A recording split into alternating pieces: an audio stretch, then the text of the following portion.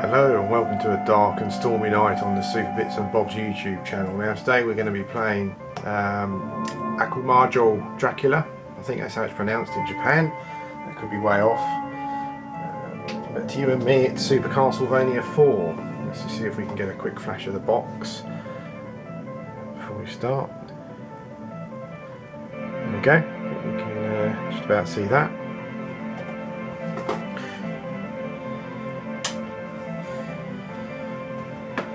Now, Super Castlevania 4 was released in 1991 on the Super Famicom. I think it came a bit later. I think it was probably, I think it was 91 also in North America, and I would imagine, probably knowing how things are in Europe, it was probably the year after in Europe. And it was another one of those franchises where they added Super to the start. Only in this case, the game really is Super, whereas R-Type was, yeah, not a bad R-Type. This is a super duper Castlevania. Fantastic game. Some people will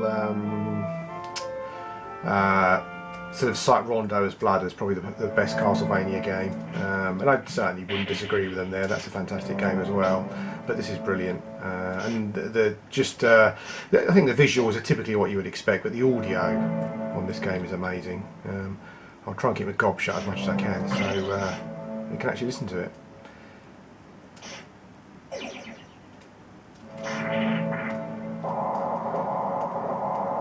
Mode 7 there. The game did contain some Mode 7 throughout. Famously the music's going to kick in now and it's fantastic.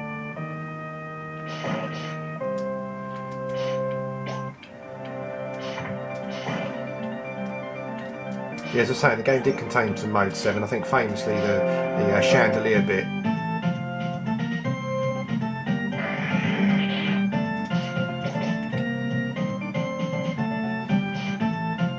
I don't know about anyone else, but when that music kicks in, that gives me a bit of a tingle. That does. That is just that is fantastic.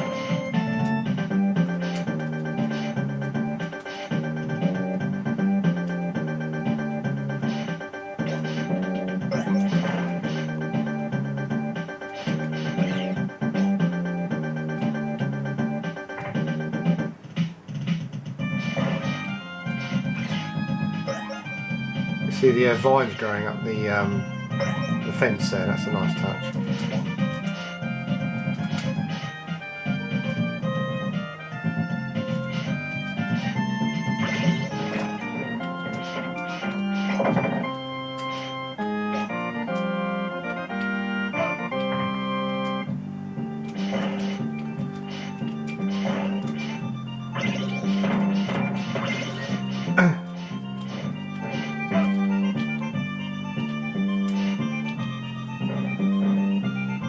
The game's full of secrets. There's quite a lot of bits where you can knock the walls away and reveal different areas and things.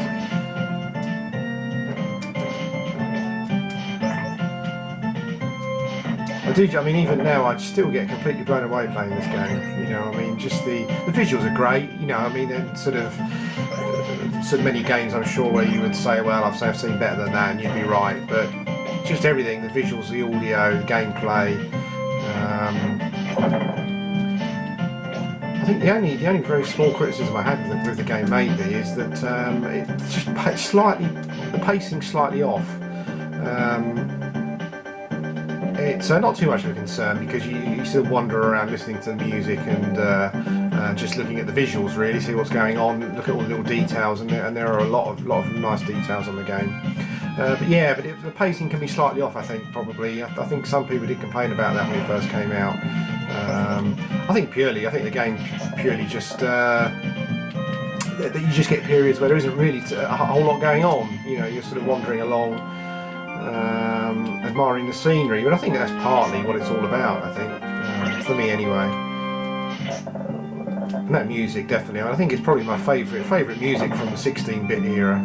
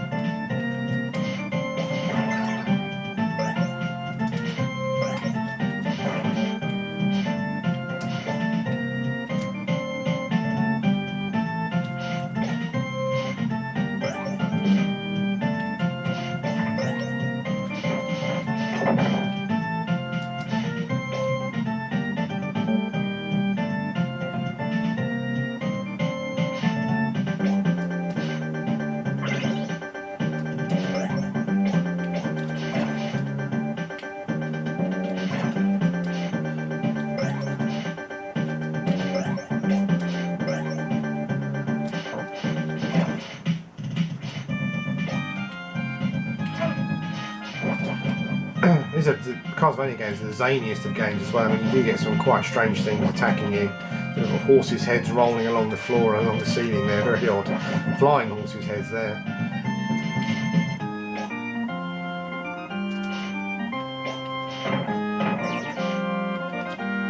Another little secret there. It's worth just whacking every wall you come across, basically.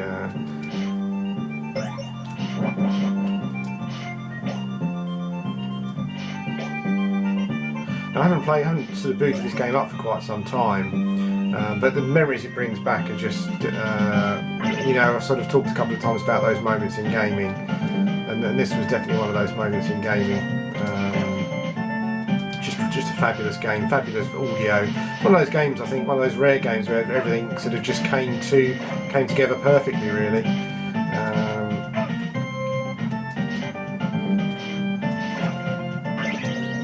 I believe these trapdoors, if you walk over them, they open.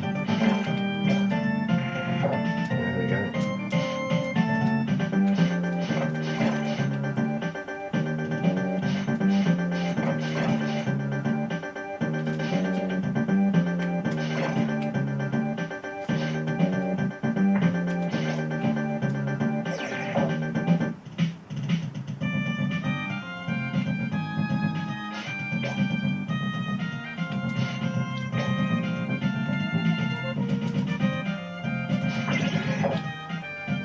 Right, now I think we've reached the first boss. There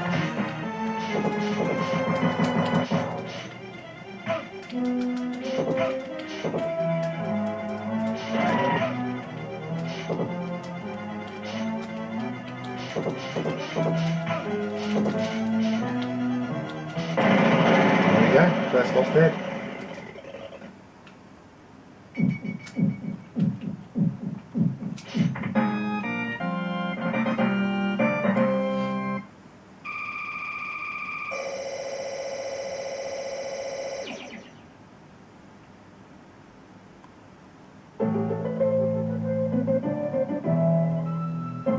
Mode 7 again there, I think, zooming in on the map.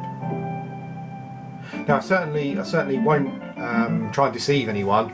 This is essentially what you've seen is the game, and while I love the game, you know, what you see here is essentially what it is. You know, it's generally a pretty sedate sort of platforming game where you're sort of moving along. And really, I think with this game, it's all about the adventure. You know, it's all about the discovery. There are some moments in it where the action does sort of hot up a bit, but it's not. You know, I can't deceive anyone and say that there's a lot of action in there. You know, it really is a game of discovery. I think, for me personally, anyway. Sort of moving through the different levels, listening to the music, and sort of discovering different visuals. You know, I mean, it plays very solidly. I mean, it's a great game, typical of Castlevania. But I think one of the criticisms way back when was that some people found it boring, and I guess I can understand that. But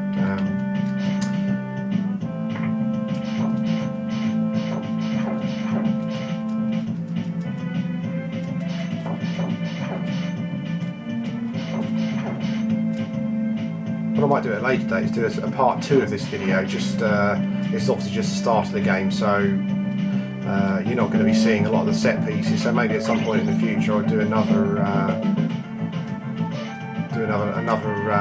video just a bit further on in the game, so you can see some of the set pieces. Maybe I'll do the chandelier scene, because that really is superb. No, you don't want to do that. I don't think. All down there, no.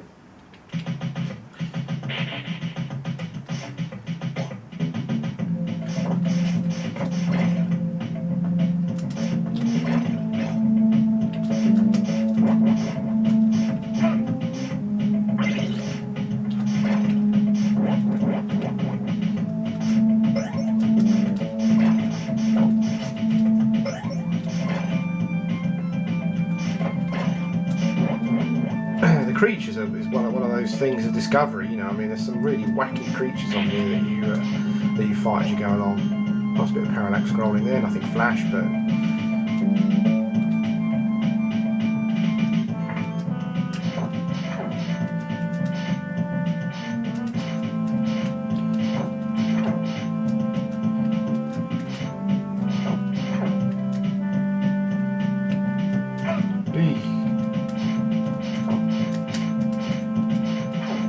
that's one of the things to watch for on the game, is that the characters, the creatures I should say, really do knock you back quite a lot.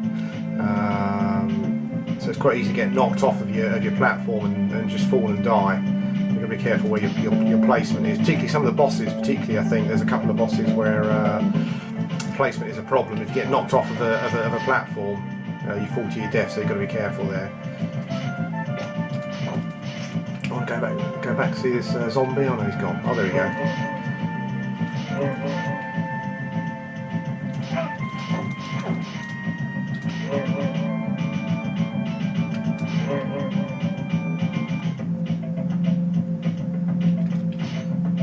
Popping along to the music here, it really is a funky tune, this one.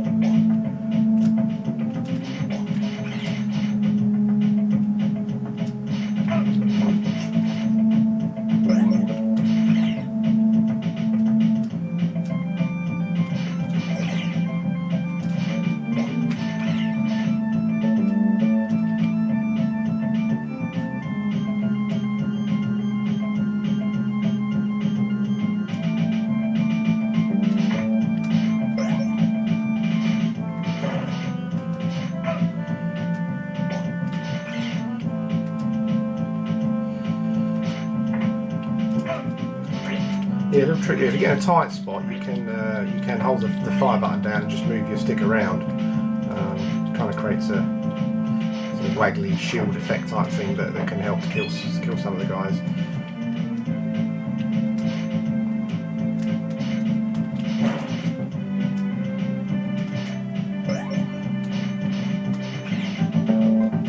Quite do some help actually.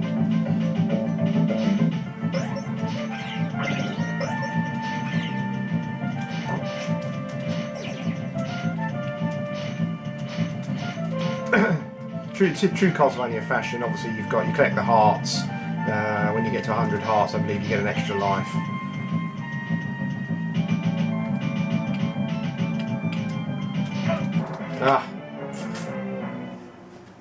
Well, there you go. I mean, we've got a sort of 15 minutes there. The video's been going for. I haven't talked too much because I quite like to listen to the visuals. Hopefully you enjoyed the video. So it's a classic game, a really great game. It is quite a sedate platforming game. As I said, it's more about sort of discovery and looking about you and seeing what's going on than sort of super fast action. But yeah, wonderful game. And if you've got a Super Famicom, I think it's quite expensive, but I highly recommend it. Thanks for watching and speak to you again soon.